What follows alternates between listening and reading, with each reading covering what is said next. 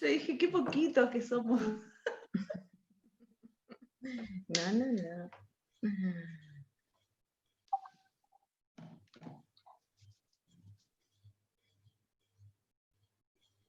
Hola, buenas tardes. Bueno, para ser puntuales en el inicio, le quiero dar nuevamente la bienvenida en este tercer módulo de capacitación. En esta oportunidad vamos a tener el tratamiento farmacológico de la diabetes. La modalidad va a ser la misma que siempre, ¿sí? La idea es que ustedes vayan poniendo en el chat nombre, apellido y DNI. Ese va a ser su presente en el módulo. Va a iniciar la charla la doctora Juliana Figueroa. Una vez que termina la charla vamos a tener 10 o 15 minutos para preguntas y después va a dar inicio la segunda charla, ¿sí? Bueno, en este módulo la tenemos a la doctora Juliana Figueroa. Ella es especialista en diabetes y nutrición del Hospital Ferrando. Y también a la doctora Mariana Ojeda, que también es especialista en diabetes y nutrición del Hospital Ferrando. Así que bueno, una vez que tengamos también la página, le quería avisar que vamos a pasar toda la información donde van a estar colgadas las charlas.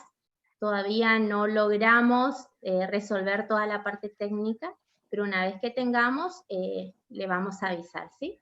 Así que bueno, sin más palabras, le damos el lugar a la doctora Juliana Figueroa para el inicio.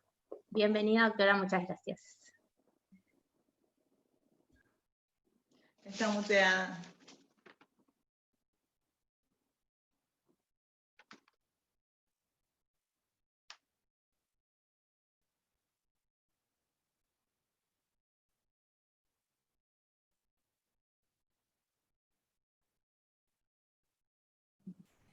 Bueno, ahora sí no sé si se escucha y se ve la presentación. Sí, perfecto. Bueno, perfecto. Buenas tardes a todos. Gracias por estar ahí y gracias también por la invitación, Patri, y a todos los organizadores a este curso de capacitación en diabetes. La verdad es que, bueno, un placer para mí compartir esta tarde con ustedes. El tema que vamos a tratar ahora es el de agentes no insulínicos para el tratamiento de la diabetes tipo 2, y se llaman agentes no insulínicos porque no podemos hablar solamente de drogas orales, porque para el tratamiento de la diabetes también disponemos de otros fármacos que son también inyectables, que son los análogos del receptor del GLP-1, que bueno, ya no son exclusivamente todos por vía oral.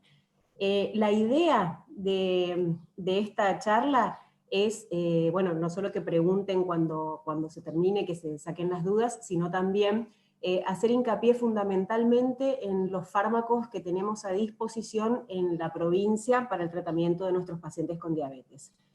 Antes de empezar puntualmente con el tratamiento farmacológico, no quiero dejar de lado y dejar de mencionar que el manejo de la diabetes es un manejo integral, donde es fundamental siempre indicar al paciente los cambios en estilo de vida, que estos están comprendidos por la terapia médica nutricional, es decir, el plan alimentario, la actividad física y el descenso de peso en el caso de los pacientes con sobrepeso u obesidad. Que la educación terapéutica también es fundamental para que el paciente pueda entender el porqué de su tratamiento, brindarle las herramientas para que él pueda tomar decisiones también y motivarlos además. Que el automonitoreo glucémico y los controles clínicos, obviamente, que también forman parte del control, y por supuesto la terapia farmacológica, ya sea a través de agentes no insulínicos o a través de insulinas y análogos. Entonces, recordar que los cambios en estilo de vida se instituyen antes del inicio de la farmacoterapia o bien en conjunto con la farmacoterapia, pero que nunca deben quedar afuera del tratamiento. Es por eso que nunca los medicamentos entonces deben sustituir a las medidas no farmacológicas, o sea, redundando un poco en lo mismo. Ante la hiperglucemia sostenida o compromiso clínico por la diabetes, se impone el agregado de fármacos en un tiempo mínimo. No es necesario que esperemos cuando vemos que el paciente requiere de iniciar un tratamiento en el momento, que inclusive puede ser combinación de agentes o bien insulina aún en la primera consulta. Cualquiera sea la estrategia, se alcanzará el objetivo de glucemia medido por hemoglobina glicosilada en alrededor de 3 a 6 meses. La idea es justamente no esperar tanto, que no se prolongue en el tiempo la hiperglucemia, y con esto el desarrollo de las complicaciones crónicas. Entonces, algunas consideraciones para el tratamiento farmacológico. Es fundamental que tengamos en cuenta cuáles son las características fisiopatológicas de la diabetes y las que predominan en el paciente, que vamos a ver que las drogas, las últimas drogas que hay, y algunas de las viejitas también, actúan justamente sobre los mecanismos fisiopatológicos de la diabetes. Tenemos que tener presentes las características clínicas del paciente, no es lo mismo un paciente que tiene un diagnóstico reciente, se encuentra asintomático, los niveles de glicosilada están cercanos a sus valores objetivos, entonces en este caso uno puede pensar en comenzar el tratamiento solo con cambios en estilo de vida, y no directamente con estos más fármacos. Diferente a un paciente que viene ya con una glicosilada un poco más alta, más de 9 tal vez, sintomático, con poliuria, polidipsia, donde ya uno va a considerar incluso combinación de drogas, y si la insulinopenia es muy marcada, ya también tiene descenso de peso, astenia, entonces en ese caso ya uno puede pensar el inicio de insulinoterapia de entrada. También el estadio evolutivo de la diabetes es fundamental, bueno, por esto que les marcaba recién, porque a mayor tiempo de diabetes, seguramente que la insulinopenia va a ser mayor, y el requerimiento farmacológico va a ser más rápido. Tenemos que tener muy presentes los objetivos terapéuticos que nos planteamos con nuestro paciente, tener en cuenta que si la presencia o no de comorbilidades, por supuesto, la edad, y no podemos dejar de lado nunca las preferencias del paciente también. Por supuesto, conocer la eficacia y los efectos adversos de las drogas, porque de esto va a depender lo que vayamos a elegir para iniciar tratamiento, combinar aquellas con mecanismos de acción farmacológica complementarios. No tiene ningún sentido indicar 2 secretagogos, por ejemplo, o incretinas como análogos del receptor de GLP-1 con un inhibidor de DPP-4, es decir, son cosas que no tienen sentido. El tiempo para determinar la eficacia varía según su clase y forma farmacéutica. Hay drogas que tienen donde podemos ver el resultado y la eficacia más rápidamente, como es el caso de las sulfonilureas, mientras que si indicamos una glitazona, por ejemplo, sabemos que tenemos que esperar entre 4 y 6 semanas para empezar a ver algún efecto terapéutico. Tenemos que tener presente también que podemos lograr metas con dosis submáximas, no es necesario llegar a las dosis máximas de las drogas, y más aún si hacemos combinación, y por supuesto debemos evaluar la tolerabilidad y el costo, que no son detalles menores a la hora de elegir tratamiento para el paciente. Entonces, los agentes no insulínicos, ¿qué son en definitiva? Son un conjunto heterogéneo de drogas que producen una disminución de los niveles de glucemia luego de su administración por vía oral o subcutánea a través de mecanismos pancreáticos y o extrapancreáticos, ¿sí? Cada uno tiene su mecanismo de acción particular. Son una herramienta probadamente apta para lograr y mantener los objetivos terapéuticos en diabetes tipo 2, pero también tenemos que recordar que la diabetes es una enfermedad crónica, por ende no tiene cura, y que es progresiva. Hasta ahora no se ha demostrado que ninguno de estos fármacos disminuya la progresión del daño que ocurre sobre la célula beta. Por ende, el tratamiento, o sea, la enfermedad va progresando y el tratamiento también debe ir acompañando este progreso. Con respecto a los objetivos terapéuticos, con el tratamiento de diabetes no solo buscamos disminuir la sintomatología, es decir, o que no exista sintomatología, sino que además buscamos en lo posible predecir y prevenir las complicaciones. Para esto es fundamental el tema de los controles, como les mencionaba al inicio. El diagnóstico temprano, lo ideal por supuesto que podría ser, sería la prevención, es decir, el actuar sobre pacientes con sobrepeso, obesidad, como para prevenir o retrasar la aparición de diabetes, evitar las emergencias, es decir, complicaciones agudas, ya sea cetoacidosis, estado hiperosmolar no cetósico, y también las hipoglucemias, que son una consecuencia del tratamiento en realidad. retardar la evolución de la afección. Cuanto mejor es el control metabólico, el deterioro de la célula beta también se enlentece en cierta forma, y más aún si hacemos un tratamiento, logramos un adecuado control metabólico desde el inicio de la enfermedad, desde el diagnóstico. Por supuesto, evitar las complicaciones y moderar los gastos que produce la enfermedad, que tampoco es un detalle menor. Pasamos entonces a la clasificación de los agentes no insulínicos.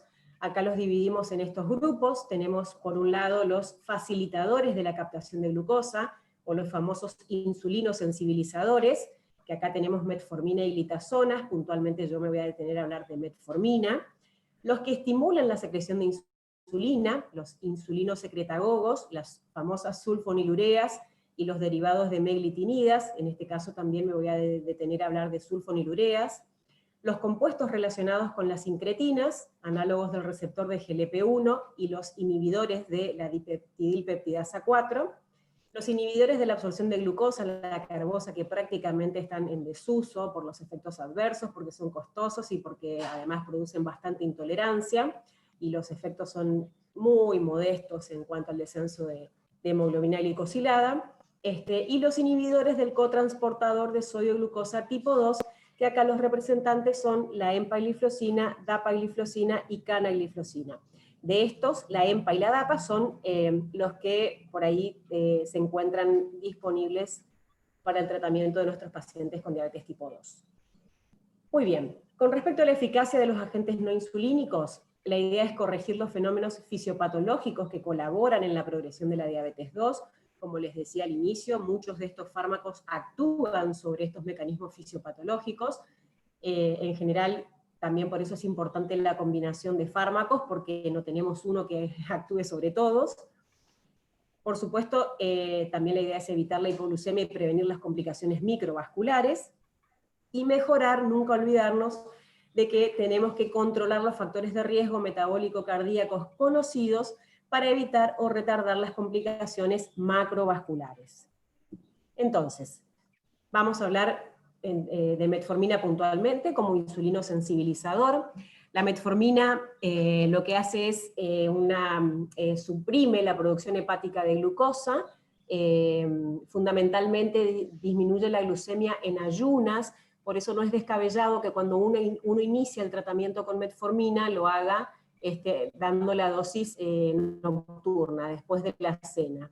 Mejora además la utilización periférica de glucosa en un 18-22%, tiene un efecto insulinosensibilizador, digamos, un poco más suave del que pueden tener las glitazonas, pero bueno, se las incluye igualmente dentro de este grupo.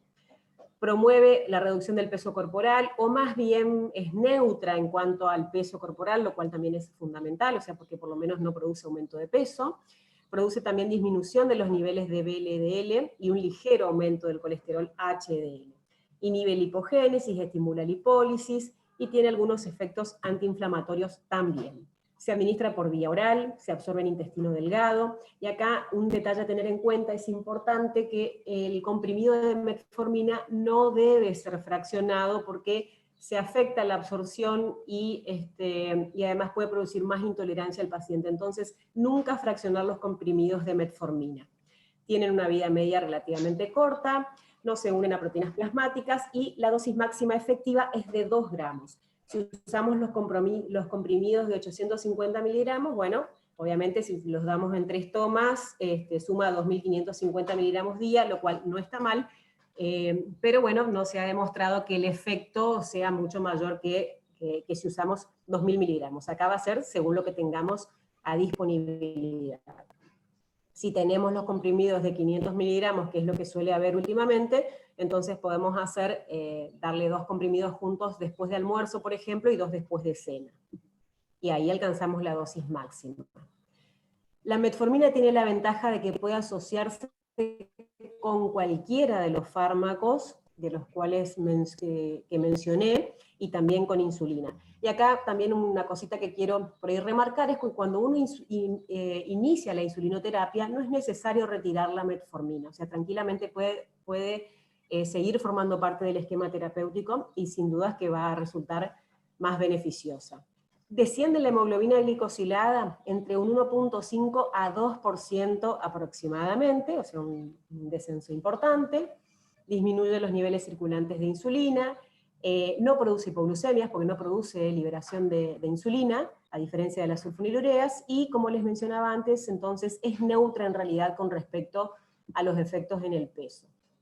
Con respecto a sus efectos adversos, los más importantes y que se ven con mucha frecuencia son los efectos adversos gastrointestinales, principalmente náuseas, vómitos, diarreas, sabor metálico, y esto es importante que se lo expliquemos al paciente, porque estos efectos adversos van desapareciendo con el uso, y además de eso también es importante que iniciemos con dosis bajas y las vayamos subiendo según necesidad, pero en forma progresiva en el tiempo. Entonces los efectos adversos estos se minimizan un poco. Pero es importante que se lo hagamos saber al paciente, entonces, bueno, no suspende la droga por su cuenta por esta cuestión, pensando en que con el uso pueden ir disminuyendo. También otra cosa a tener en cuenta es que su frecuencia e intensidad se reducen administrando la droga junto con las comidas o después de las comidas. Si el paciente por ahí la toma antes de las comidas, no hay inconvenientes con eso. Siempre se indica después por una cuestión más bien de tolerabilidad. También la anemia megaloblástica es un efecto adverso del uso con metformina, porque limita la absorción de folatos y de vitamina B12, y la acidosis láctica, que sería por ahí el efecto más temido de la metformina, pero que en realidad es rarísimo de ver. Sin embargo, para evitarla, lo que uno tiene que hacer es respetar las contraindicaciones que vamos a ver más adelante. Es, como les decía, un muy raro efecto adverso, pero sin duda es grave, tiene un 50% de mortalidad, sin embargo la incidencia estimada es en promedio de 0,03%, o sea, muy, muy, muy rara. Ocasiona una acidosis metabólica que puede verse con mayor frecuencia en pacientes con insuficiencia renal o que tengan hipoperfusión periférica. Como les decía, la mortalidad es superior al 50%, y en caso de producirse, bueno, debe removerse la metformina por hemodiálisis. Entonces, ¿cuáles son las contraindicaciones que tenemos que tener en cuenta para no indicar metformina? Es principalmente compromiso renal, o sea, cualquier compromiso de órganos, seguramente vamos a tener que replantearnos el uso de la metformina. En el caso del hombre, la creatinina plasmática mayor a 1.5 miligramos decilitro, y en el caso de la mujer, que este valor supere el 1.4 miligramos por decilitro. Cualquier situación que lleve rápidamente a una hipoxia tisular también, la insuficiencia hepática, incluyendo también la hepatopatía alcohólica, el abuso de alcohol también, por ahí sería un inconveniente, una contraindicación, digamos, para el uso de metformina. En el caso de la insuficiencia cardíaca, se puede utilizar en insuficiencia cardíaca clase funcional 1 y 2. Ya en la 3 y 4 está contraindicada. En el caso de los EPOC también se contraindica el uso de metformina, así como les decía, situaciones que lleven a hipoxia. Como contraindicaciones transitorias podemos llegar a mencionar la administración intravenosa de agentes de contraste radiográficos. Acá tenemos que suspender metformina previamente, pero se puede reinstaurar una vez finalizado el estudio. La cirugía programada de mediana o alta complejidad, bueno, cualquier situación por ahí que requiera internación y estrés, o sea, entonces ahí, digamos, podemos suspender temporariamente y darla una vez que haya pasado toda esa situación.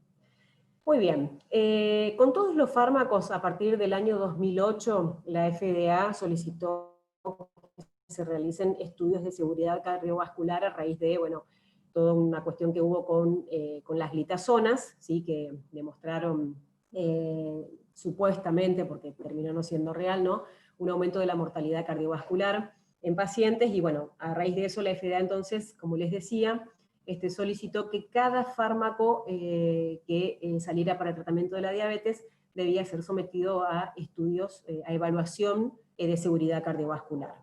Con respecto a la metformina, lo que se reconoce es una mejoría en el perfil lipídico, como les había contado previamente, una mejoría en la fibrinólisis y disminución de la hipercoagulabilidad por descenso del PAI-1, y también de la agregación y adhesión plaquetaria, mejoría de la función diastólica, endotelial y de marcadores de inflamación. Y además también produce una disminución, aunque modesta, en la presión arterial. O sea que metformina siempre, como le dicen por ahí, la santa metformina, tiene muchos beneficios y tiene la ventaja de que sobre todo también sigue siendo muy accesible. El UKPDS ha demostrado que la metformina bajó un 36% la mortalidad y un 39% el riesgo de infarto de miocardio en personas con diabetes 2 y sobrepeso, o sea que reduce eventos macrovasculares en pacientes con diabetes tipo 2. Entonces, después de todo esto, ¿cuándo usar metformina? La vamos a sumar a cambios en estilo de vida, en casos en que se comprueba una prolongada evolución o un compromiso moderado del estado metabólico y clínico del paciente. ¿Sí? Viene sintomático, con una glicosilada fuera de rango, pero bueno, a lo mejor entre 7,5 y 8, entonces podemos plantearnos iniciar metformina de entrada. O bien cuando se probaron cambios en el estilo de vida, durante 3-6 meses el paciente no anduvo, y sumamos metformina entonces para lograr los objetivos. También se puede utilizar además de como monodroga, como les decía previamente, se puede combinar con cualquiera de los otros fármacos disponibles para el tratamiento de la diabetes. También se puede utilizar a criterio médico, no tiene una indicación precisa en situaciones de insulinoresistencia. Se la recomienda, pero no tiene aval, digamos, de ensayos clínicos y demás, para el tratamiento de la prediabetes en el caso de que el paciente tenga ambas entidades, tanto la glucemia en ayunas alterada como la intolerancia a la glucosa. Entonces ahí uno puede plantearse, además de los cambios en estilo de vida, que sí o sí han demostrado ser más beneficiosos inclusive que metformina, para evitar la progresión de diabetes, pensamos en sumar la metformina. Y en el caso del síndrome de ovario poliquístico, hasta el primer trimestre, en el caso de que la paciente se embarazara, ¿sí? A la semana 12 de gestación se suspende la metformina, no antes. Muy bien, pasamos entonces ahora al otro grupo de drogas disponibles, que son las sulfonilureas, los insulinos secretagogos. Bueno, como su nombre lo dice, las sulfonilureas entonces liberan insulina endógena al unirse con un receptor específico de sulfonilurea en la célula beta, que es el SUR1. Y lo que hacen es estimularla para secretar insulina. Es decir, no producen un aumento en la síntesis ni nada que se le parezca. Lo que hacen es favorecer la liberación fabricada, o sea que sí o sí necesitamos de célula beta funcionante para que la sulfonilurea funcione. Tiene la ventaja que tiene con respecto a la insulina exógena, es que al ser insulina endógena sigue la vía fisiológica, no es como cuando uno se inyecta, digamos, por vía subcutánea la insulina, que para nada es una vía fisiológica. En cambio acá sigue la vía fisiológica entonces, lo cual, bueno, es también beneficioso. No tienen efectos sobre la sensibilidad de los tejidos a la insulina. O sea, no es insulino sensibilizante. Descienden la hemoglobina glicosilada entre un 1 y un 2.5%, son bastante eficaces. Se las puede emplear en monoterapia, en los casos en que la metformina, por ejemplo, esté contraindicada. La disminución de la glucemia es relativamente rápida en comparación con otros fármacos, y su eficacia tiende a reducirse con el tiempo de tratamiento porque, como les decía, el deterioro de la célula beta va evolucionando en el tiempo, y por ende, si la célula beta se va agotando, la sulfonilurea entonces va a tener una limitación también en su uso. Esta es una clasificación que nos muestra, bueno, nos muestra en realidad el tiempo de la duración de acción. La clorpropamida es una sulfonilurea de acción prolongada, fíjense, 60 horas es una locura. Ya prácticamente está en desuso. Las hipoglucemias con este tipo de droga eran bastante frecuentes y muy problemáticas, porque al ser de tanta larga duración el fármaco, entonces eran reiterativas en el tiempo. Glibenclamida ya es también de acción prolongada, igual que glimepirida, ¿sí? 12 y 24 horas de duración. Glipizida, glicazida son de duración intermedia. Y glipizida, fíjense que el tiempo de duración es de 8 a 12 horas, por eso se las recomienda en el caso de enfermedad renal. Todas se administran por vía oral, su absorción se ve alterada con la presencia de alimentos en el tubo digestivo. Siempre recordar que hay que administrarlas 30 minutos antes de las comidas, por este motivo, y porque además la idea es que cuando empiecen a hacer el efecto, empiecen a aplacar, digamos, la hiperglucemia que va a ir seguida de la ingesta. El metabolismo es fundamentalmente hepático y la excreción es renal. Los efectos adversos en realidad no suelen ser muy frecuentes, excepto las hipoglucemias, que sí, fíjense que habla de un 6% de hipoglucemia. Ojo, en el caso de glibenclamida, entonces, o glimepirida, donde pueden ser reiterativas las hipoglucemias por el efecto prolongado de la droga. Hay que tener presente que, bueno, hay que tener cuidado entonces con los adultos mayores, frágiles, justamente por el riesgo de hipoglucemias. El aumento de peso también es otro efecto adverso de sulfonilureas, como producen liberación de insulina, entonces generan aumento de peso, pero esto, bueno, lo podemos ir regulando con los cambios en el estilo de vida. Y los otros efectos adversos son mucho más raros, las reacciones alérgicas, alteraciones medulares, algunos trastornos hepáticos, pero bueno, como les decía, mucho más raros. Entonces, importante recordar que se requiere de existencia de una masa remanente suficiente de célula beta para que la sulfonilurea pueda trabajar. Hasta el momento no hay evidencia de que éstas aceleren el deterioro progresivo de la masa y función de célula beta, porque por ahí se las acusa de esta situación, de que si uno inicia tratamiento con cualquier sulfonilurea va a estar deteriorando más rápidamente el páncreas, y la realidad es que hasta ahora eso no se ha demostrado. También se las acusa de que disminuyen el preacondicionamiento cardíaco y con esto la recuperación postisquemia, y bueno, tampoco en realidad se ha demostrado que esto suceda realmente. Es importante decirle a los pacientes que hay que evitar el uso si no se ingiere una comida, por ejemplo, ¿sí? Para evitar las hipoglucemias.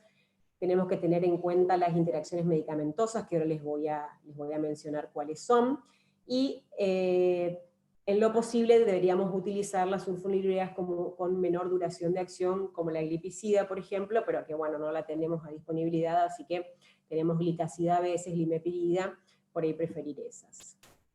Otra clasificación de las sulfonilureas es de acuerdo a la aparición, de primera, segunda y tercera generación. De primera tenemos la clorpropamida, como les decía, ya prácticamente en desuso, la tolbutamida, que en Argentina no hay. Las de segunda generación, que bueno, la glibenclamida, que la conocemos perfectamente bien, glipizida, glicazida, y las de tercera generación, glimepirida, glicazida MR, que bueno, esa es glicazida en una sola toma. ¿Cuáles son las fortalezas de las sulfonilureas? Porque realmente vienen, así como las glitazonas, vienen bastante golpeadas las sulfonilureas por el mercado fundamentalmente. Su uso todavía está muy difundido porque realmente son drogas eficaces, de mucha tolerabilidad, sobre todo de bajo costo, aunque bueno, todavía se cuestiona un poco el tema de la seguridad por los que les mencionaba previamente, pero por el momento todavía no hay nada demostrado.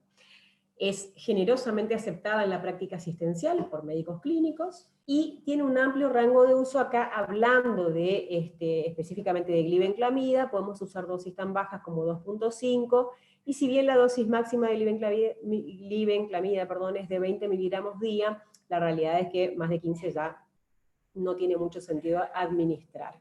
Y también sulfonilureas se las puede utilizar sola o en combinación con cualquier agente oral, o también con análogos del receptor del GLP-1. Con quien no las vamos a combinar es con meglitinidas, porque tienen un mecanismo de acción similar, o sea, estimulan la liberación de insulina. Entonces, en ese caso, con meglitinidas no. ¿Cuáles son las drogas con las cuales pueden interactuar? Que van a potenciar su efecto y principalmente con respecto a riesgo de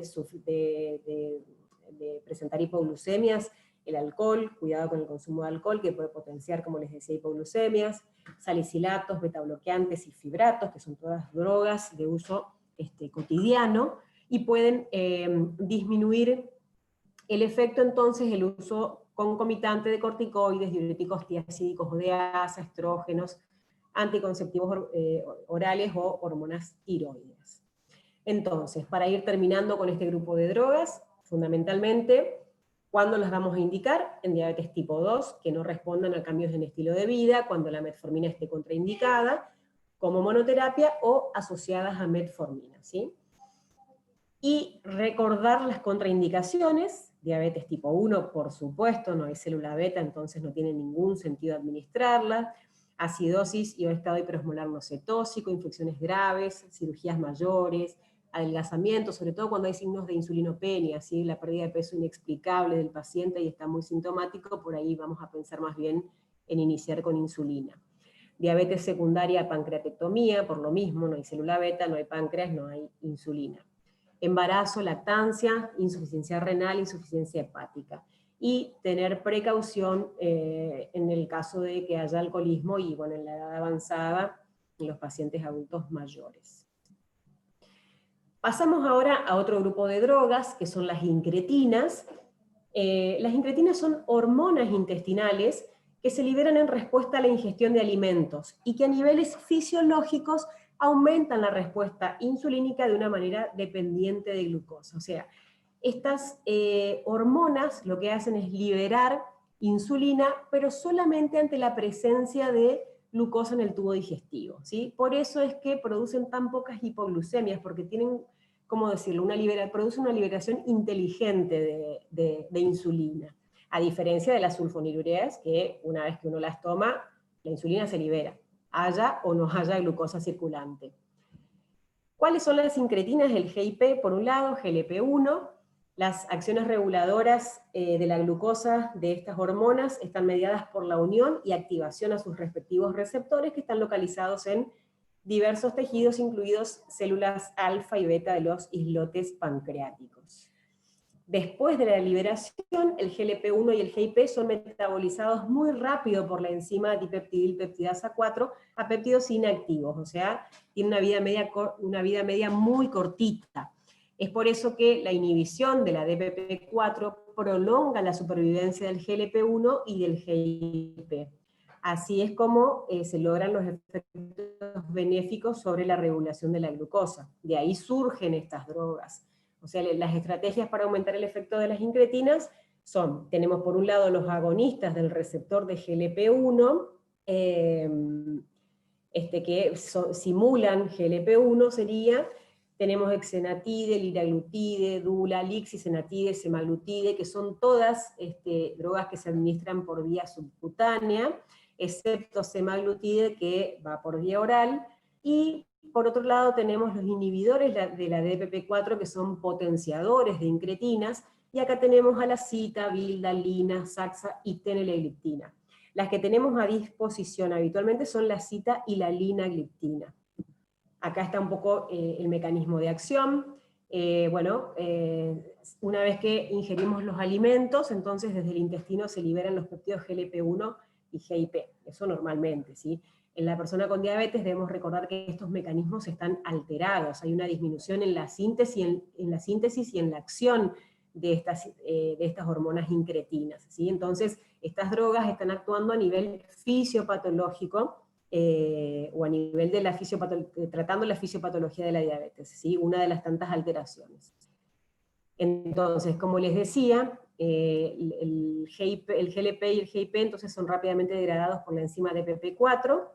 Al inhibir esta DPP4, se prolonga entonces la duración de las hormonas, y lo que se consigue con esto es entonces un aumento de la secreción de insulina, como les decía previamente, dependiente de glucosa, y a su vez una disminución de la secreción de glucagón, que lo que va a ocasionar es una disminución de la producción hepática de glucosa, no protección, sino disminución de la producción hepática de glucosa, y a través de esto, disminución en las concentraciones sanguíneas de glucosa.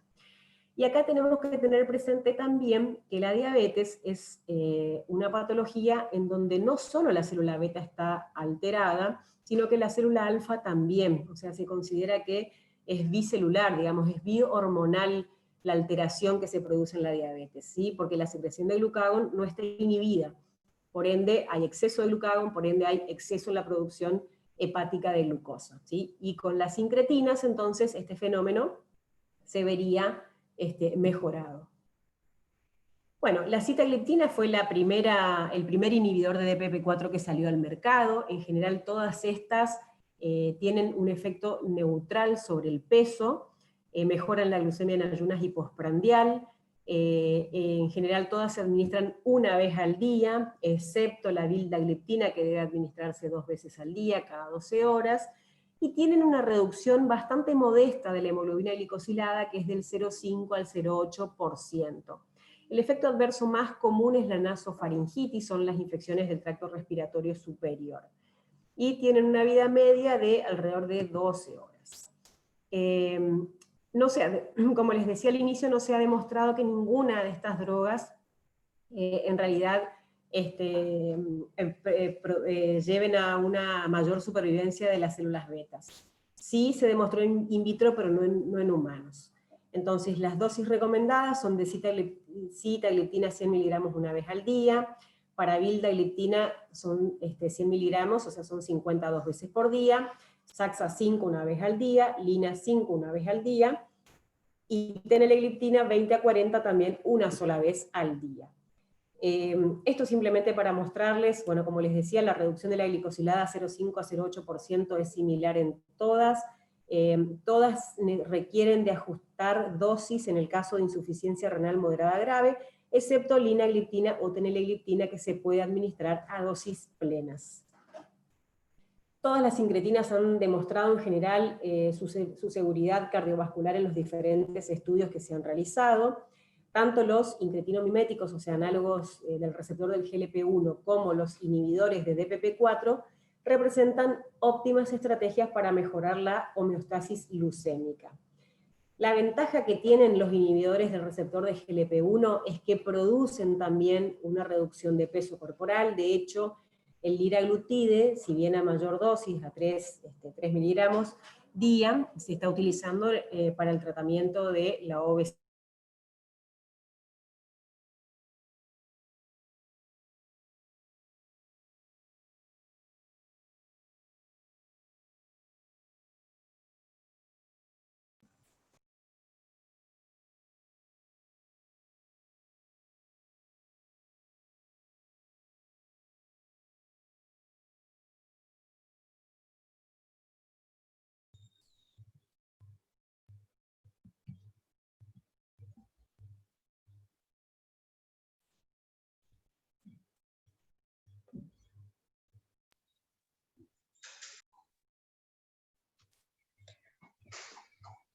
Bueno, me parece que se cortó internet.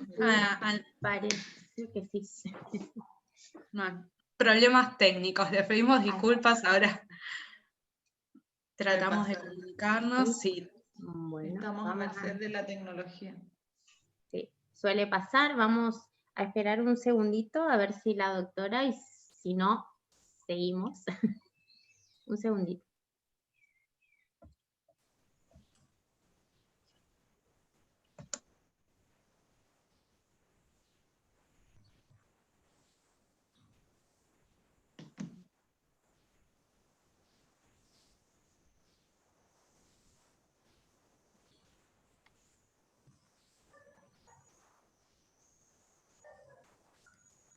Sí, si les parece, podemos continuar con la clase de Mariana. Bueno. Y volvemos, y después retomamos con la clase de Juli. Para que no se alargue tanto esto. ¿Por el tiempo? Bien.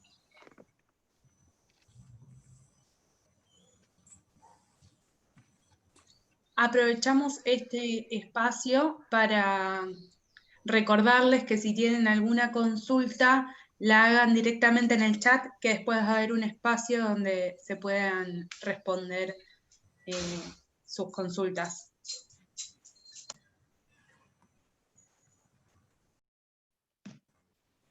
Patri quiere decir algo.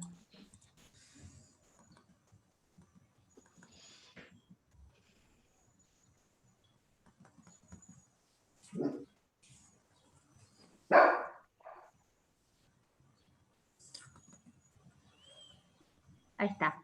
Vamos a esperar unos minutos a ver si logra conectarse Juliana, porque ya quedaba... Ya está. Ah. Sí, ahí se está conectando de nuevo, ahí ingresa. Perfecto. Súper. Entonces termina. Perfecto. Por ahí cuesta desmutear nomás. Sí. Cuando levantamos la mano en todo caso para... Me muteo. Ahí se está conectando.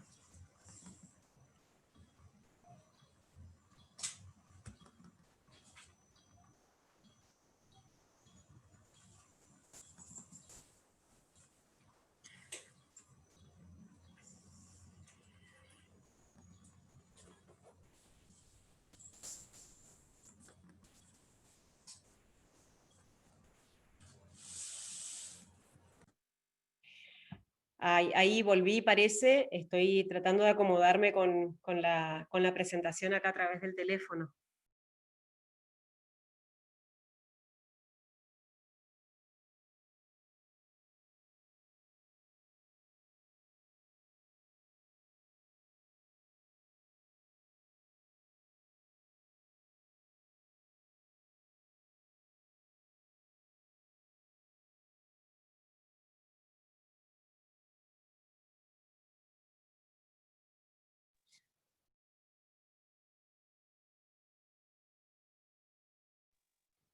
¿Se ve la pantalla? No.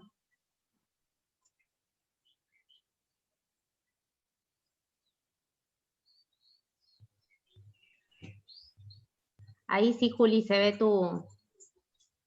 Ahí está. Ahí, perfecto. Listo.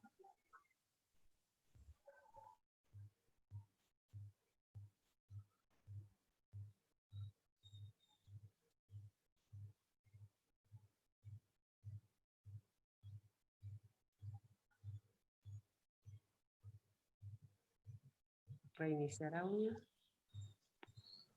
Ahí estamos. Estamos. Excelente. Ahí volví. Ay, bueno, bien. Súper. Genial. Perdón. Bueno, a ver, no sé dónde me quedé. Juli, quizás tengas que sacar de la compu, Sí. porque hace eco, o sacar el volumen solamente. No Ajá, sé sí. si eso va a ser suficiente. Justo me conectó la computadora también, por eso. Ah, como vos quieras. No sé si querés seguir en la compu donde te sientas más. Para asegurar, porque si me quedo sin internet de vuelta va a volver a pasar. Bueno, quiero saber dónde me quedé. En Incretinas, ahí. Ya estaba justamente por ahí, a ver, creo que A ver, ya está terminando. Creo que no sé hasta dónde llegaron a escucharme, por eso. Sí, el cuadrito este ya lo había pasado. A ver, andate un poquito más arriba, me parece. Yo creo que el cuadrito no sé si alguien puede... Esa es la última. Sí. No, Las dosis diarias. Pero seguí, no el cuadrito, seguía el cuadrito. Este cuadro. Pero no lo vimos todavía. El de Claro. metabolismo, eliminación. Perfecto, bien. Ahí está. No, lo que quería decir del cuadrito este es lo que les había dicho un poquito más arriba nada más, o sea que en general todas, repitiendo un poco, todas se administran una vez al día, excepto vildagliptina, que todas tienen una reducción de la glicosilada muy modesta, 0,5-0,8%, y que en general todas deben ajustarse ante fallo renal, excepto linagliptina, y teneligliptina, que pueden seguir administrándose a dosis plenas. En general, todos los inhibidores del DPP4 han establecido su seguridad cardiovascular, tanto los análogos del receptor del GLP-1 como los inhibidores de la DPP4 representan óptimas estrategias para el tratamiento de la homeostasis glucémica. Los análogos del receptor del GLP-1 consiguen, a diferencia de los inhibidores de DPP4, una reducción de peso, que de hecho se utiliza liraglutide, por ejemplo, a una dosis mayor de 3 miligramos para el tratamiento de la obesidad. Pero la administración es subcutánea, tienen un poco más de efectos adversos que no tienen los inhibidores de DPP-4, y el costo es mucho más importante. La utilización de las incretinas como monoterapia en general no se recomienda porque, como les decía, son muy, descienden muy poco la glucosilada. Siempre se recomienda más bien la combinación con metformina o con cualquiera de las otras drogas disponibles para el tratamiento de la diabetes. Que no sea, por supuesto, combinación entre sí, no análogos del receptor de GLP-1 con inhibidor de DPP-4. Muy bien, pasamos ahora entonces al último grupo, que son los inhibidores del cotransportador de sodio glucosa tipo 2. El riñón desempeña un papel importante en la homeostasis de la glucosa de dos formas. O sea, por un lado, produce gluconeogénesis, y por otro lado, produce filtración glomerular y reabsorción de glucosa en los túbulos contorneados proximales. Que esta es otra de las cosas que en la persona con diabetes está afectada, hay una reabsorción de glucosa exagerada, y estas drogas entonces actúan justamente a nivel de ese mecanismo fisiopatológico. Ese es un gráfico donde vemos en el de la izquierda, cómo actúan justamente los receptores SGLT2, donde a nivel del túbulo proximal absorben alrededor del 90% de la glucosa que se filtra en el riñón, y el 10% restante se va a absorber a través de los receptores SGLT1, que están en el túbulo proximal, pero en el asa descendente. Los inhibidores de SGLT2, estas drogas que están representadas por EMPA, CANA y dapagliflozina, lo que hacen entonces es inhibir específicamente SGLT2, y por ende van a estar inhibiendo la reabsorción del 90% de la glucosa que se filtra por la orina. O sea que son drogas por tanto glucosúricas, ¿sí? Porque incrementan la pérdida de glucosa a través de la orina. Entonces, una de las formas de saber por ahí si el paciente está tomando la medicación o si está funcionando realmente, es que sí o sí tiene que haber glucosuria en la orina, ¿sí? Y esto no tiene que alertarnos como con cualquier otro tratamiento, donde si hay glucosuria en la orina, obviamente que quiere decir que hay hiperglucemia, ¿sí? Se habla de que alrededor de 180 miligramos de decilitro es el umbral de glucosa a partir del cual empieza a haber glucosuria. La dapagliflozina fue el primer representante de este grupo. Se absorbe rápidamente después de su administración por vía oral. Todas las drogas estas se administran exclusivamente por vía oral, tienen una vida media larga, por eso se dan una sola vez al día. La dosis es de 10 miligramos por día, igual que la empagliflozina.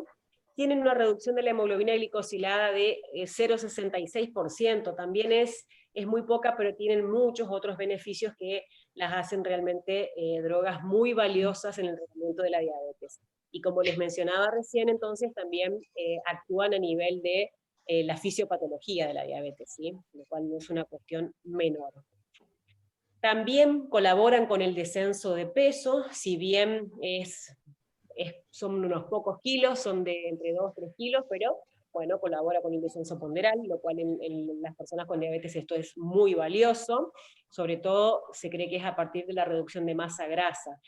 También al tener un efecto diurético se ha evidenciado que producen, no estoy pasando la diapo, se ha evidenciado que produce un descenso de la presión arterial.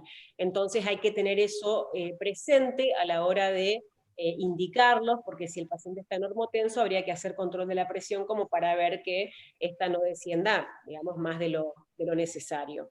Y también si estamos usando diuréticos, particularmente diuréticos de ASA, hay que tenerlo presente para hacer un ajuste de tratamiento, porque son glucosúricas, por ende van a incrementar la diuresis. Son drogas bien toleradas, como efectos secundarios podemos tener poliuria y sed, ¿sí? Por este incremento, como les decía, en la glucosuria.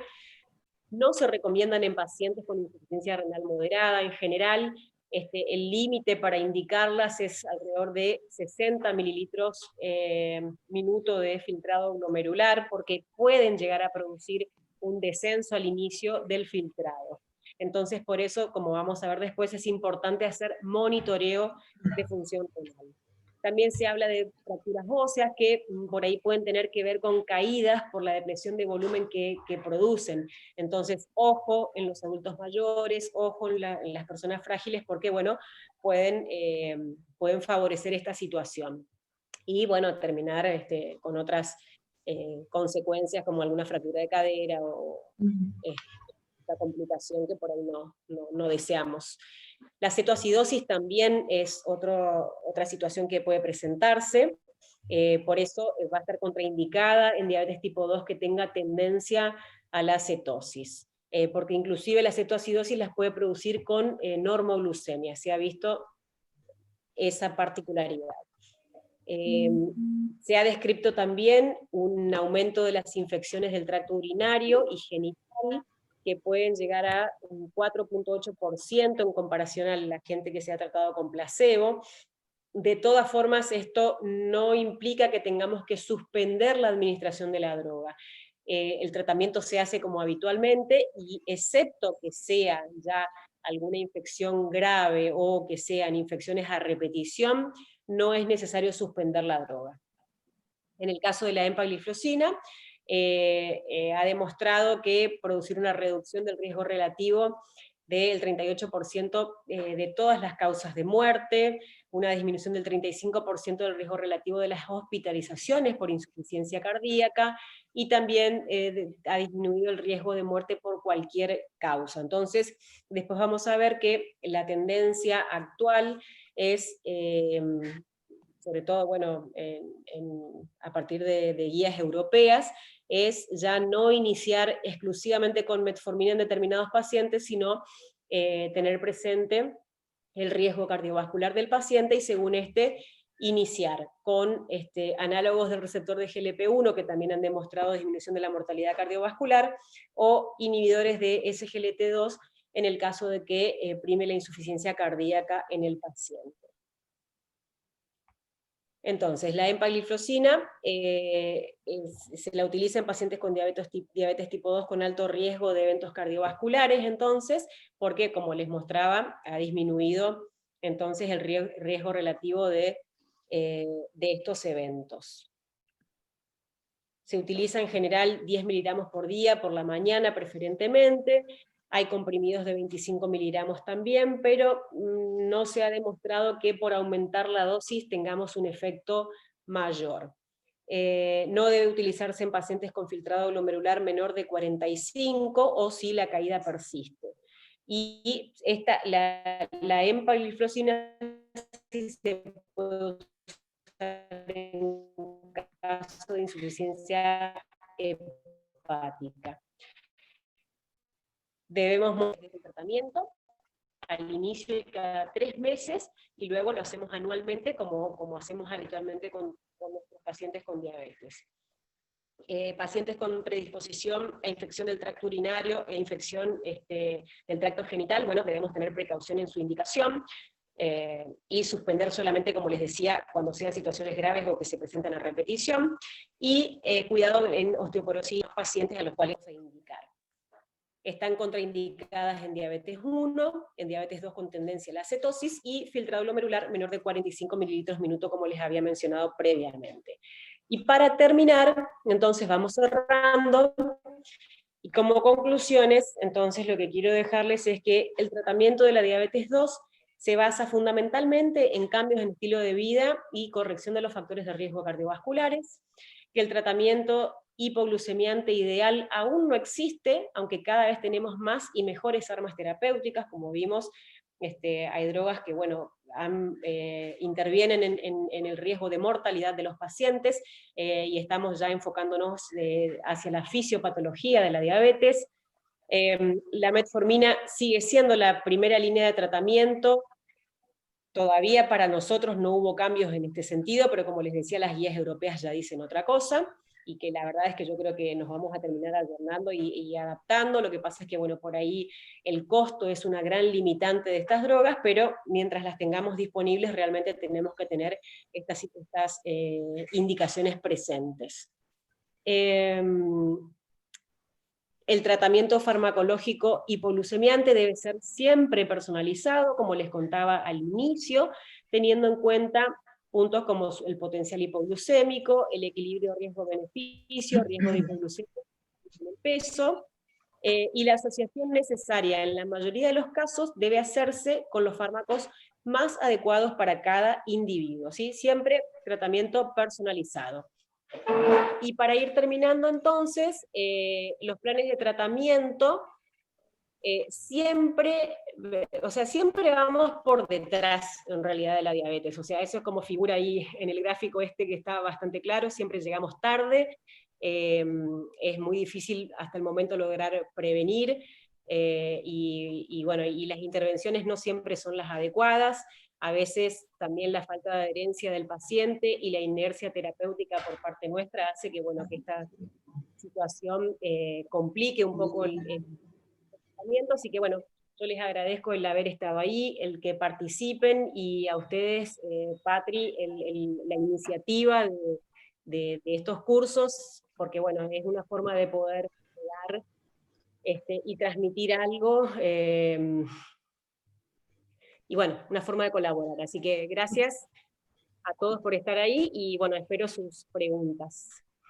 Bueno, muchas gracias, Juli, por la presentación. Tenemos algunas preguntas. Patri, no sé si querías agregar alguna idea antes de pasar a las preguntas. No, agradecerle la predisposición como siempre. Excelente la presentación, súper clara. La idea un poco también es actualizarnos con los tratamientos que tenemos. Estas drogas, digamos, son con las que cuenta el programa, pero bueno, siempre parece redundante, pero dependemos de la compra de ministerio, ¿no? Pero es importante saber cómo utilizarlas. Así que bueno, muchas gracias, Julián. Bien, bueno, tenemos 4 preguntas para Juliana. Bueno, Gustavo nos consulta si se debe hacer un cambio de hábitos para iniciar el tratamiento o se puede iniciar de igual manera sin esos cambios de hábitos establecidos. Ahora activamos.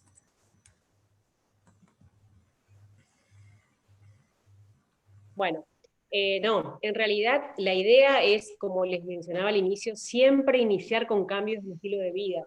Lo que pasa es que es cierto que uno puede indicarlos, pero la adherencia del paciente, bueno, ya uno no la puede, digamos, manejar. Entonces también es cierto que tenemos que ser realistas muchas veces y no demorarnos y esperar y seguir esperando eternamente que el paciente logre estos cambios en estilo de vida, digamos, para iniciar la farmacoterapia. Entonces, lo que no debemos dejar es, o sea, no retrasar el inicio del tratamiento farmacológico por un lado, pero tampoco debemos dejar de insistir en que el paciente adhiera a los cambios en estilo de vida. No sé si te respondí. Bien, perfecto. Bueno, una pregunta más y vamos a pasar a la presentación de Mariana y después para el final dejamos las siguientes preguntas. Pedro, consultas si el uso de hipoglucemiantes son adecuados para postcirugía.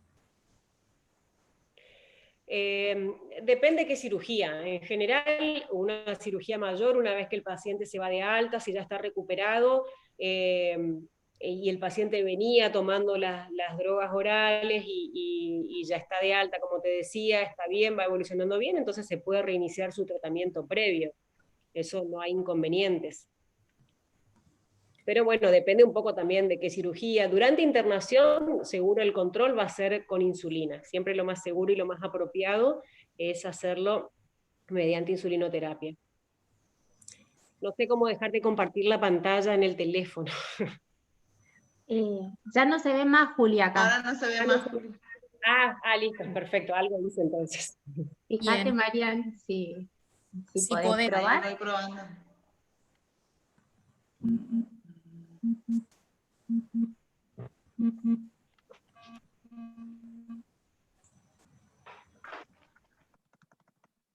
Es como que está... Ahí estamos, consejos prácticos sobre la insulina. Sí, es como que se tildó ahí, pero para allá... ya... A ver acá.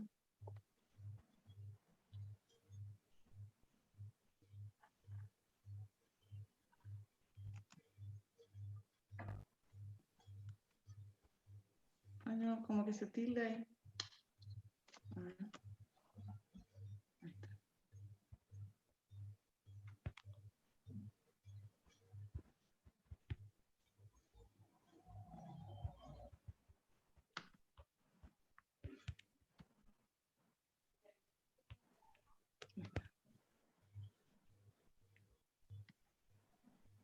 Estamos. Estamos. Perfecto. ¿Bien, bien? A ver, ahí está cargando. Ahí está, perfecto. Súper. Bueno, los saludo a todos. Vi algunos nombres conocidos, cosa que me pone muy contenta, así que un placer compartir esto con ustedes. Muchas gracias, Patri, por la invitación. Mi nombre es Mariana Ojeda, soy especialista en medicina general y especialista en nutrición y diabetes. Médica de planta del Servicio de Nutrición y Diabetes del Hospital Perrando, y voy a hablarles de insulinas. Van a tener más adelante en otro módulo una clase sobre insulinización, pero bueno, esta clase pretende conocer primero qué es la insulina, las funciones que tiene, la estructura molecular, que después van a ver por qué es importante, parece algo muy teórico, pero a la vez van a ver que es súper práctico. Y conocer los distintos análogos que tenemos disponibles, la clasificación y demás. Entonces, la hormona es una insulina polipeptídica que está formada por dos cadenas, la cadena A de 21 aminoácidos y la cadena B de 30 aminoácidos. Ahora vamos a ver bien la estructura. La forma activa es monomérica, es así como se une al receptor y así como circula en el torrente sanguíneo, pero en los gránulos secretorios de la célula beta se encuentra como hexámeros, que es su forma de depósito, ¿sí? La función de la insulina es estimular, se secreta en respuesta a la hiperglucemia, pero también a otros estímulos como la presencia de aminoácidos, hormonas como la colecitoquinina, glucagón, etc.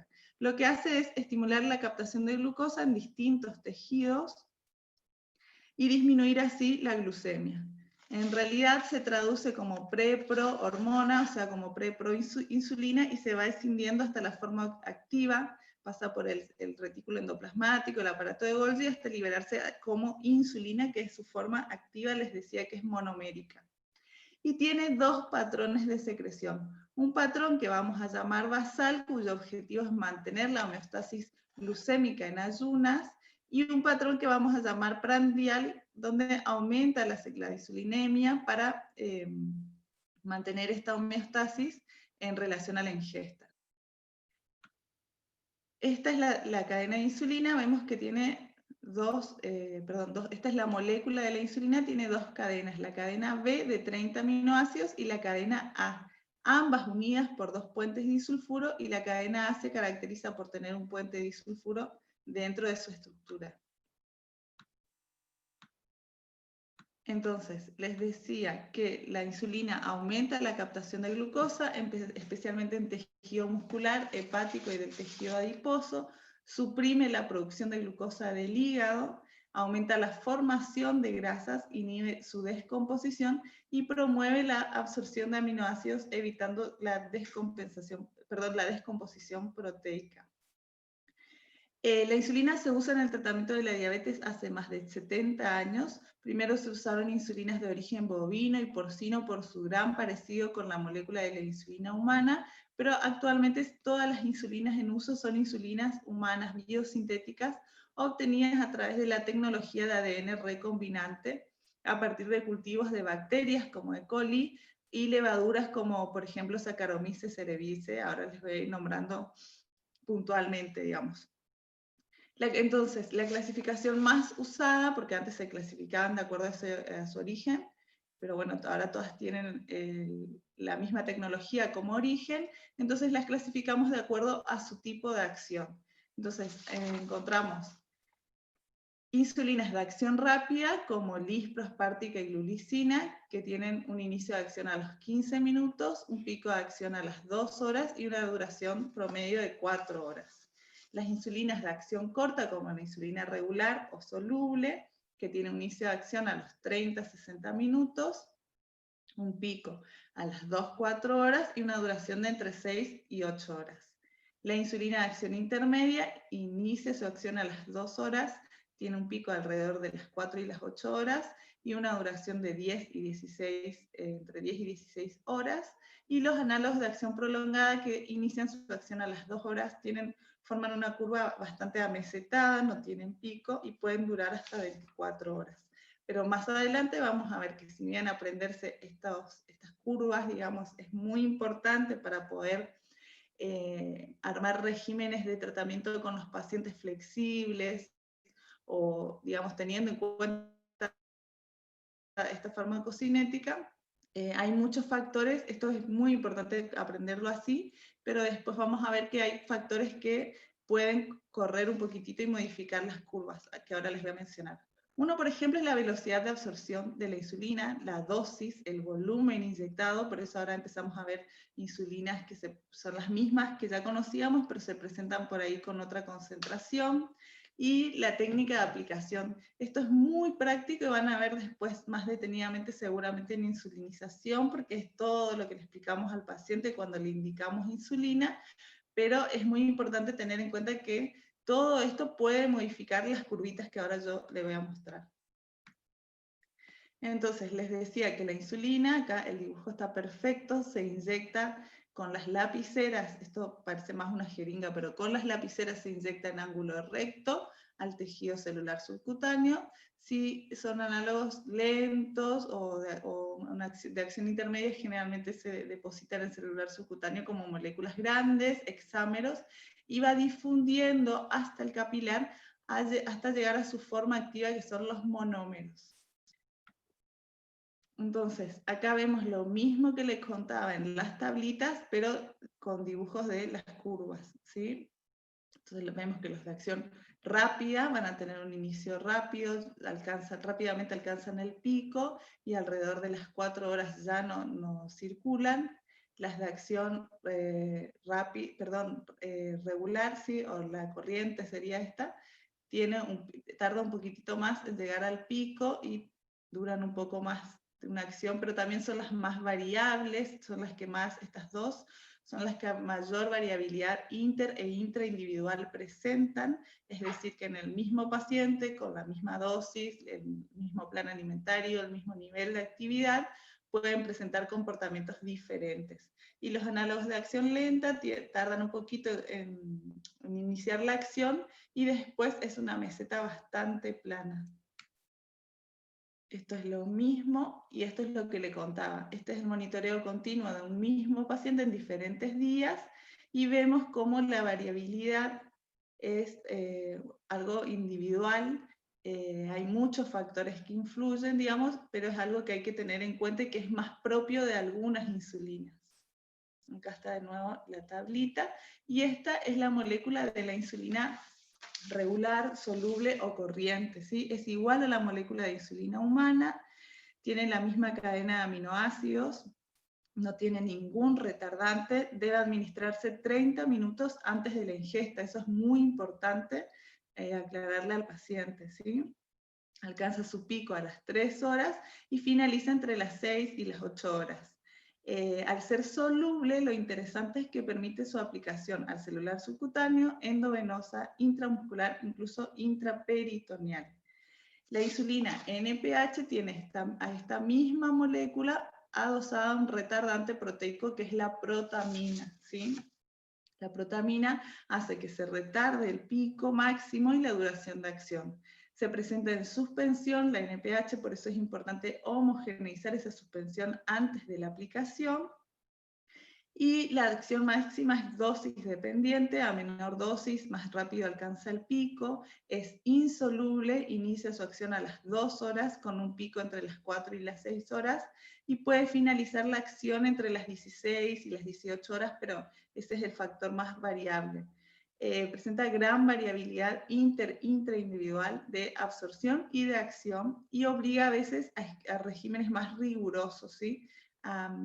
Ustedes saben que en el paciente con enfermedades crónicas, todo lo que sea más rígido, riguroso, generalmente se traduce en la práctica en una pobre adherencia. Entonces, la flexibilidad nos va a permitir que el paciente también se adhiera más. Por eso es algo a lo que cada vez se le da mayor importancia. Y ya entrando con el tema de los análogos, tenemos análogos de acción rápida y de acción lenta. De acción rápida vamos a ver aspartica, lispro y novorapid. Acá vemos la molécula de lispro. En la molécula de lispro lo que se hizo fue cambiar el orden de los aminoácidos prolina y lisina en posición 28 y 29.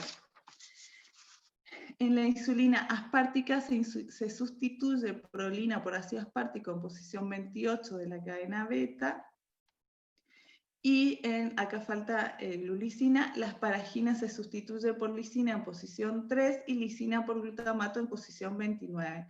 En general, estos análogos presentan un perfil de acción y eficacia clínica bastante similar.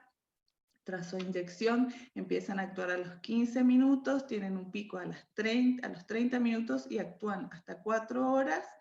Y a diferencia de la insulina corriente que se aplica 30 minutos antes de la ingesta, estos pueden ser aplicados durante la ingesta. La literatura dice que incluso pueden aplicarse después, pero siempre preferimos que sea 15 minutos antes o durante la ingesta. Entonces permiten mayor flexibilidad, y eso es, la verdad es que en la práctica es importante, porque a mayor flexibilidad vemos mayor adherencia. Permite ajustar la cantidad de insulina a la ingesta de hidratos, hay menor incidencia de hipoglucemias, esto está demostrado en muchos estudios que provocan menos hipoglucemias. El control glucémico es similar, pero con menor incidencia de hipoglucemias, que, como decía hoy Juliana, es una complicación grave del tratamiento. Actualmente se dispone también del lispro U200, que es la misma molécula, es la misma insulina, nada más que por 1 mililitro de solución hay 200 unidades de lispro. Entonces, ¿qué hace? Permite aplicar la misma dosis más concentrada, entonces tiene menor espacio, digamos, ocupa menos espacio en el tejido celular subcutáneo, y la absorción y la acción son como más estables, más predecibles, ¿sí? Está indicado en pacientes que apliquen más de 20 unidades de insulina rápida por día, y permite aplicar hasta 60 unidades de lispro una inyección. Entonces acá están las moléculas que le decía, que son estos 3 análogos rápidos. Apidra, que es glulicina, asparagina se sustituye por lisina en posición 3, ¿sí? Y lisina por glutamato, acá está, en posición 3, y lisina por glutamato en posición 29. En la lispro intercambian de orden lisina y prolina, por eso se llama lispro, y en la aspartica se sustituye prolina por ácido aspartico en posición 28 de la cadena B. Es decir, son cambios moleculares muy pequeños y las 3 son clínicamente muy similares. La ventaja que tiene sobre la insulina corriente, entonces, es que pueden aplicarse inmediatamente antes de la ingesta o incluso durante la ingesta. Eso permite mayor flexibilidad y menor riesgo de hipoglucemias, fundamentalmente. Bueno, esto van a ver en insulinización. Esto es lo que les mencionaba, nada más para mostrarles que el peso molecular va a influir mucho en la absorción. Entonces van a ver que cuando nos vayamos metiendo en análogos lentos, generalmente la idea es que formen en el celular subcutáneo hexámeros o multihexámeros, y eso retarda la absorción. Por eso parece algo muy teórico la estructura molecular, pero es para que vean que es en realidad algo práctico que hace la diferencia. ¿Sí? Acá lo mismo, acá la que se muestra de las que no le mencioné es insulina de Temir, esta, si no me equivoco, sí. Es un análogo soluble, se obtiene, acá más adelante igual está mejor, acá está. Sí, la insulina de Temiro, Levemir, como la conocemos, es un análogo soluble que también se obtiene por tecnología de ADN recombinante a partir de una levadura, Saccharomyces cerevisiae. Se suma a la molécula de insulina el ácido mirístico, ¿sí? Un ácido graso que forma un complejo que se une reversiblemente a la albúmina. Eso hace que la acción sea lenta y bastante plana, bastante estable. Tiene menor variabilidad de absorción en relación a la NPH, pero la realidad es que de los análogos lentos es la más variable en cuanto a su acción, no solamente interindividuos, sino intraindividuos. La duración de acción depende de la dosis y la gran mayoría de los pacientes requieren 2 dosis diarias, ¿sí? Y generalmente en la mayoría de los trabajos se vio que es necesario aplicar incluso mayor dosis que con NPH y glargina. Acá vemos, glargina es otro análogo lento obtenido a través de E. coli, también por tecnología de ADN recombinante. Se sustituye asparagina por glicina en posición 21 de la cadena A y se añaden 2 moléculas de arginina, perdón, acá posición 21 de la cadena A, y se añaden 2 moléculas de arginina en posición 30 de la cadena B. Esto permite un inicio de acción mucho más lento, con menor variabilidad en la absorción, reproduce mejor la secreción basal, esa que les mostraba al comienzo, el patrón basal de secreción de insulina. Generalmente se indica una sola dosis diaria. Si aparecen hipoglucemias nocturnas, se sugiere usarla a la mañana. Después de 3 días aproximadamente de tratamiento, alcanza niveles estacionarios en la circulación. Es decir, que ese es el tiempo que tenemos que esperar para hacer ajustes en la dosis. Si el paciente estaba con NPH en un esquema de 2 dosis diarias o más, generalmente cuando pasa glargina se disminuye la dosis un 20%, pero si estaba en un esquema de una dosis diaria de NPH puede pasar a la misma dosis de glargina, ¿sí? Bueno, y después les quería hablar un poquitito de los biosimilares. Los biosimilares son medicamentos semejantes al fármaco biológico de referencia que tienen una calidad comparable con un perfil de acción similar y eficacia equivalente. Todas las consideraciones hechas, o sea, el primer biosimilar aprobado para el tratamiento de la diabetes es Basaglar y Abasaglar, que es glargina. Entonces, todas las consideraciones hechas para la glargina son aplicables al biosimilar. La única reserva es que como se largaron más recientemente al mercado, todavía están sujetas a un programa de comunicación de efectos adversos. También tenemos disponible glargina U300, que es una formulación de glargina con mayor concentración. Un mililitro de solución tiene 300 unidades, y esto permite disminuir el volumen de la inyección. Entonces, como les decía, como eso altera el comportamiento de las curvas, si tenemos mayor concentración, es más predecible su absorción y su comportamiento, da lugar a una liberación más sostenida, un perfil farmacodinámico y farmacocinético más plano y prolongado. Algunos ensayos que la compararon con U100 hablan de menor riesgo de hipoglucemia, especialmente nocturno, con un control glucémico similar. La dosis inicial es 0,2 unidades kilo. Si el paciente venía con glargina U100, pasa a la misma dosis de U300, y si el paciente venía con una insulina diferente a glargina, al principio se disminuye la dosis un 20% por una cuestión de seguridad, y lo que se vio es que generalmente hay que usar más, después hay que aumentar un 20%. Y esta es de Gludec, es un análogo lento, obtenido también de Saccharomyces cerevisiae, la levadura que les mencioné hoy, a través de la tecnología de ADN recombinante. Se diferencia de la insulina humana por la delesión del último aminoácido de la cadena B y la adición de ácido glúcico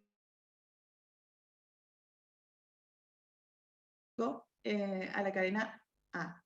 y el ácido graso exodecanoico. Acá está el ácido graso, ¿sí?, en la cadena B. Esto confiere propiedad de formar multiexámenes tras la inyección subcutánea. Entonces, como vimos varias veces, se forman depósitos en el celular subcutáneo porque la insulina, la forma activa es monómero. Siempre que se formen moléculas grandes va a ser una forma de depósito. Y esto permite una secreción estable y un tiempo de vida media mayor a 24 horas. Tiene una variabilidad, la verdad es que es una molécula muy estable, una variabilidad menor que la argina, con menor tasa de hipoglucemias nocturnas. Al principio se pensaba que le íbamos a poder usar cada 3 días, una vez. La realidad es que se aconseja su aplicación diaria a la misma hora y también se alcanzan niveles estacionarios después de 3 días. ¿Sí? Esto es lo que les decía, ¿sí? Se inyecta, estos dibujitos no sé por qué siempre están mal, la inyección, el modo correcto es en ángulo recto cuando uso lapiceras, se deposita como multiexámeros y va difundiendo por el capilar como dímeros, y la forma activa a la que se une el receptor siempre son monómeros. Y por último les quería mencionar a las premezclas, que por ahí no son tan marketineras, pero la realidad es que pueden ser muy útiles y a veces las tenemos disponibles. Las premezclas son insulinas que en la misma lapicera tienen una combinación fija de estas que le decías, patrones basal prandial. Todas tienen una concentración de 100 unidades por mililitro y hay en el mercado distintas proporciones de insulina prandial. ¿Sí? Tenemos, por ejemplo, acá traje un Maloxmix 50-50, pero también puede ser un Maloxmix 25, 30, 50, 70. Siempre el número va a estar dado por la cantidad de insulina rápida que tengan. Van a ver que en este caso tiene un 50% de insulina lisprotamina, que hoy mencionamos que la protamina es un retardante, y un 50% de insulina lispro, la molécula original, o sea que sería un análogo rápido. Entonces, deben aplicarse, tienen una acción mixta, digamos, prandial e intermedia. Se sugiere al menos 2 inyecciones al día.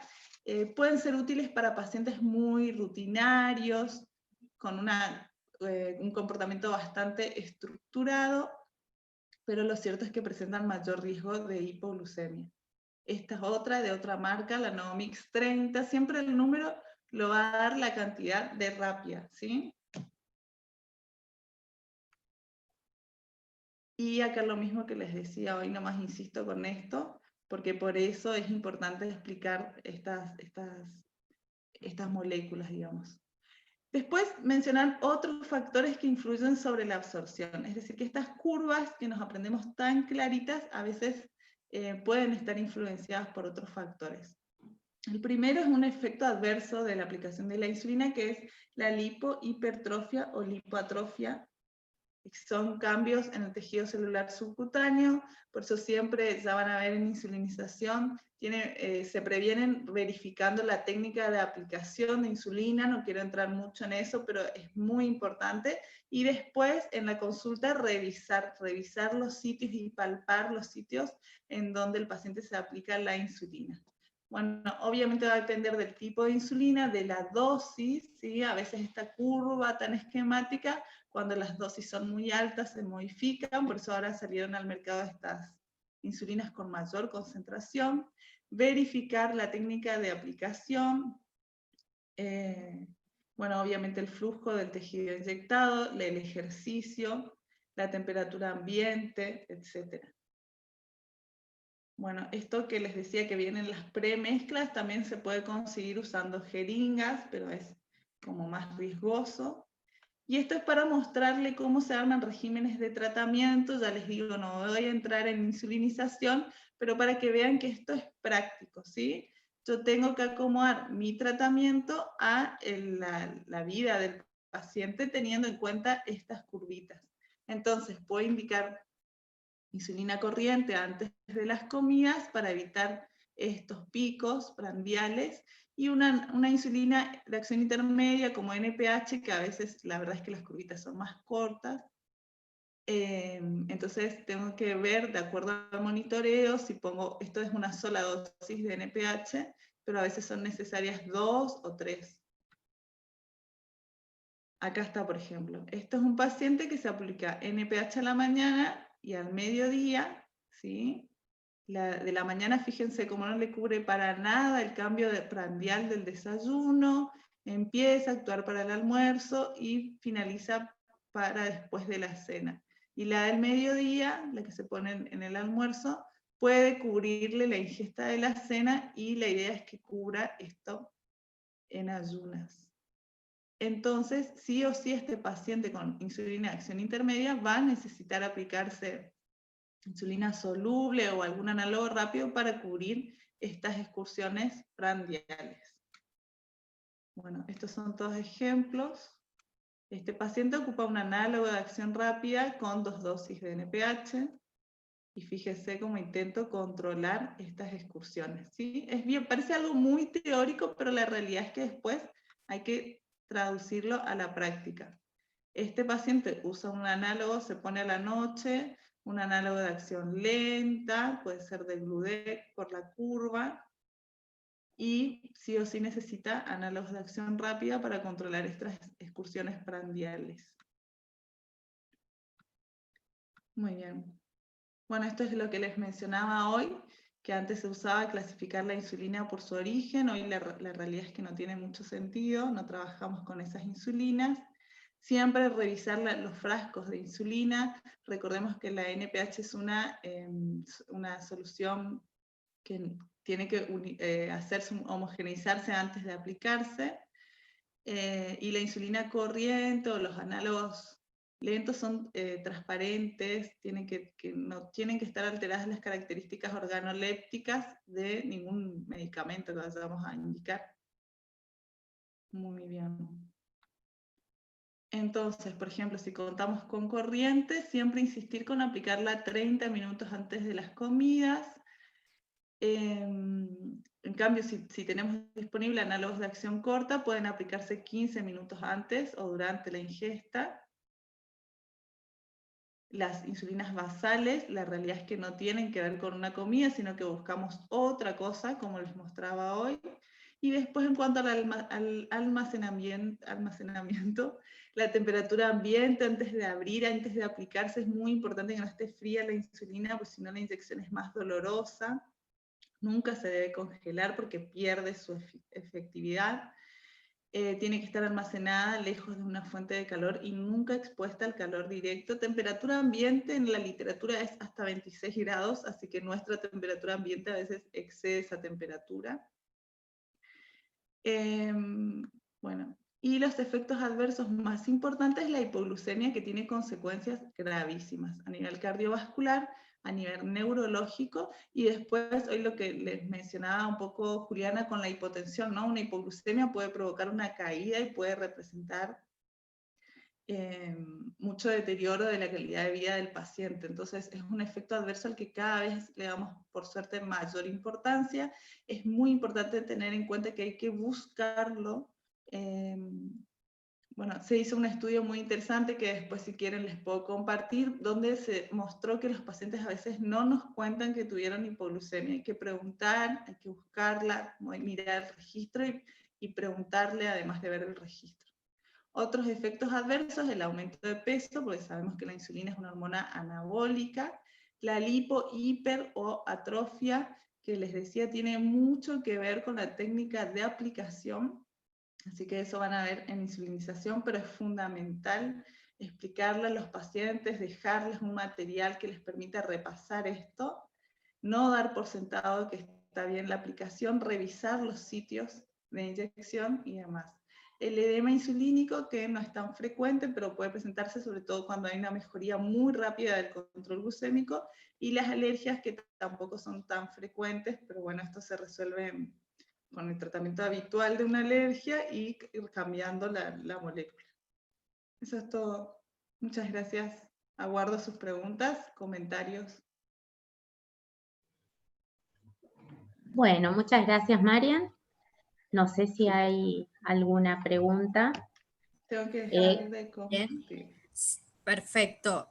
Sí, tenemos 2 preguntas más que quedaron de la primera parte que pueden comentarla un poco Mariana o Juli si está conectada. Bueno, Dina nos pide poder repasar un poquito el tema de los tipos de diabetes, o sea, como un resumen como para que eso pueda quedar un poco más conceptual y claro. ¿Quieres que tome la Bueno, palabra, Patrick? en realidad, bueno, no es el tema del día, pero no está mal. Tenemos diabetes tipo, tomo yo la palabra por lo que no es el tema del día, ¿no? Tenemos diabetes tipo 1, que es generalmente la diabetes que está más asociada a los niños, al adulto joven, a los adolescentes, es donde hay una deficiencia absoluta de insulina. Entonces desde el momento del diagnóstico tengo que sí o sí inicio el tratamiento con insulina de por vida, ¿sí? La diabetes tipo 2 es la diabetes que está más relacionada con la parte heredofamiliar, con los hábitos, con la obesidad, con la hipertensión, ¿sí? Generalmente tengo esta predisposición genética. Tengo otros tipos de diabetes donde por ahí puedo tener patologías pancreáticas o pueden ser secundarios a drogas, por ejemplo corticoides, o inmunosupresores, o sea, hay distintos tipos de drogas que pueden hacer que uno desarrolle la diabetes, y tenemos la diabetes que se detecta en el embarazo, que se llama diabetes gestacional. Esto sería como a grosso modo los tipos de diabetes. Bien, perfecto. Pedro consulta si la metformina se indica como primer tratamiento de diabetes sin importar el peso inicial del paciente. En general puede iniciarse como primer tratamiento, y sí, antes estaba como muy dividido y se decía que si el paciente estaba con sobrepeso u obesidad le indicábamos metformina, y si estaba por ahí en normopeso era glibenclamida. En realidad la metformina por ahí ha demostrado tener un montón de beneficios que digamos exceden la cuestión única del peso. Entonces, además de los cambios en estilo de vida, sí, por más que el paciente esté en un peso, digamos, más o menos aceptable, igualmente se puede iniciar con metformina. Bien, perfecto. Y bueno, Gustavo consulta algo relacionado a un mito frecuente que tiene que ver si antes de inyectar se deja caer una gotita afuera, si eso es un mito. Es importante purgar las agujas, ¿no? Cada vez que hacemos un cambio de agujas, tenemos que dejar caer unas gotitas, como dice Gustavo, para ver que esa aguja esté permeable y esté en condiciones de utilizarse. Pero eso se hace cada vez que cambiamos la aguja. Una vez que verificamos eso, no es necesario hacerlo en cada aplicación. Bien, perfecto. Si quieren hacer algún cierre de este tema, no tenemos más preguntas. Yo por ahí quería subrayar algunas cosas que dijeron las chicas, simplemente que quede claro. Julia hablaba, por ejemplo, de nosotros por ahí vemos pacientes que vienen y toman la metformina con la glibenclamida antes de las comidas. Hablamos de que tienen diferente mecanismo de acción. Entonces la metformina se toma después de las comidas y tiene más que ver con la tolerancia. Y también a la hora de indicar, está bueno iniciar y avisar al paciente de estos efectos gastrointestinales como la diarrea, el dolor abdominal, para que no abandone el tratamiento, ¿sí? Y la vaya aumentando progresivamente hasta llegar a la dosis. Lo otro que dijo Marian también, que vamos a ver en el próximo módulo, es la rotación del sitio de aplicación. Vamos a volver a hacer un repaso rápido de insulinas, y es importantísimo porque hay pacientes que se acostumbran a pincharse siempre en el brazo o en el abdomen, no cambian el sitio de aplicación, y entonces eso es lo que produce esta lipodistrofia y va a producir una alteración en la absorción. Entonces, de hecho, que va a afectar en el tratamiento, ¿no es cierto?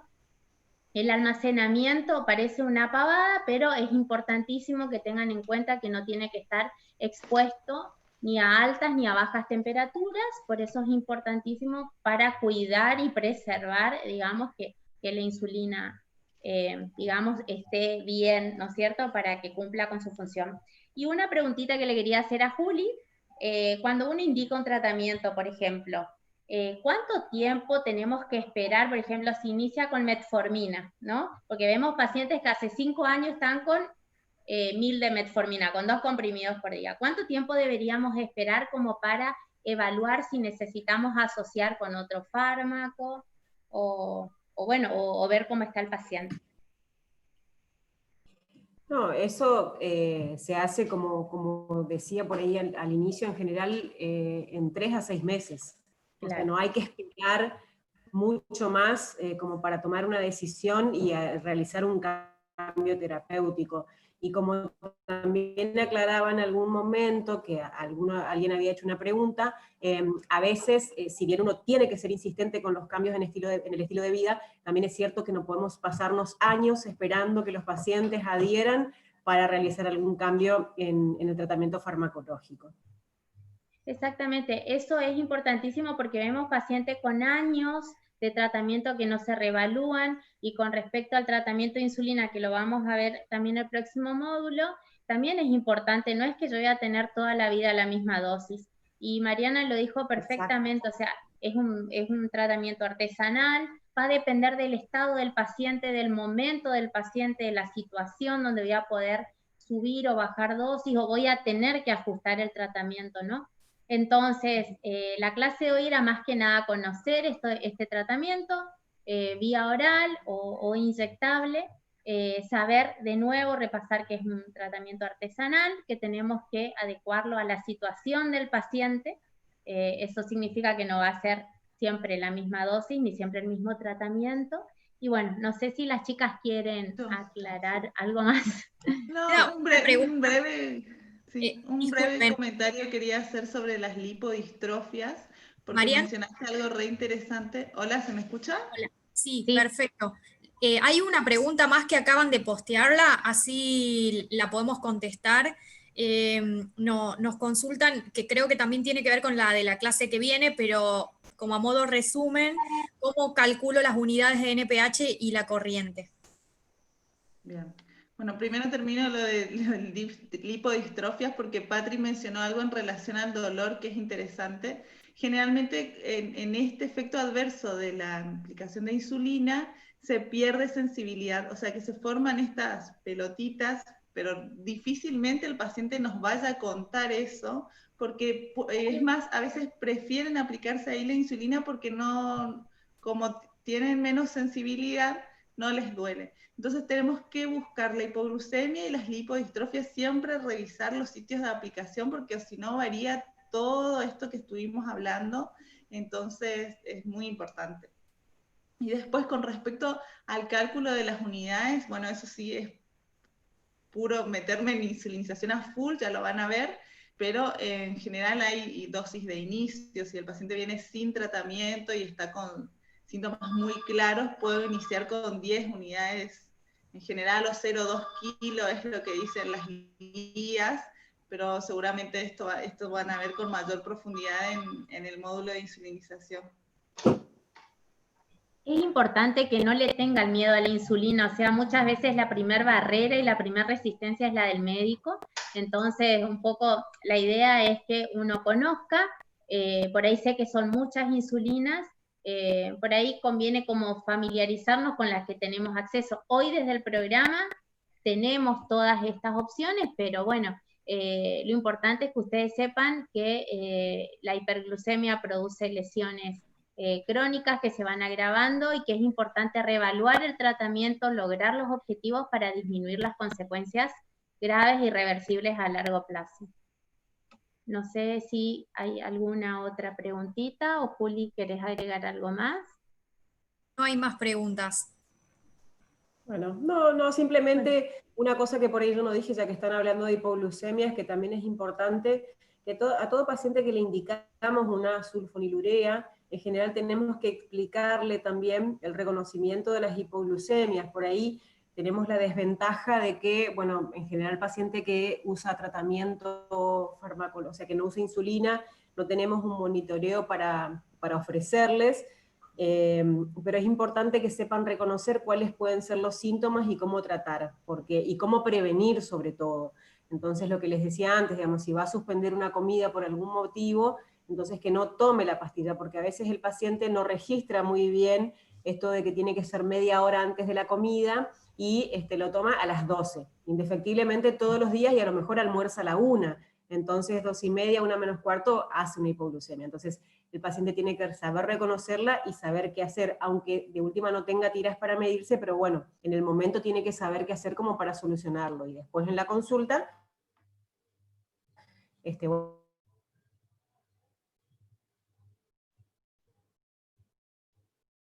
Bien, parece bueno, que... vemos cómo ofrecerle tiras para controlar las evoluciones no se limitan exclusivamente al tratamiento con insulina, sino que también al tratamiento con las sulfonilureas. Eso nada más.